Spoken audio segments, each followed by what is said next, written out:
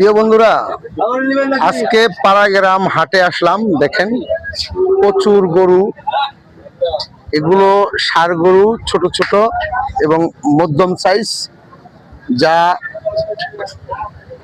অনেক সুন্দর সুন্দর গরু। ষাঁড় গরু, দেশি খাঁটি দেশি গরু। তো আপনারা সকলে এই পাড়াগ্রাম হরজতপুর হাটে আসলেই শনিবার, যে কোনো শনিবারে এরকম প্রচুর গরু উঠে। আপনারা সবাই পরোক্ষভাবে দেখে নেবেন এবং এই নবাবগঞ্জ থানার শেষ সীমানার বাইরে, হ্যাঁ, আমরা এখানে আসছি আজকে গরু দেখার জন্য, আপনাদের জন্য, আপনাদের দেখানোর জন্য। তো ভালো থাকবেন, সুস্থ থাকবেন।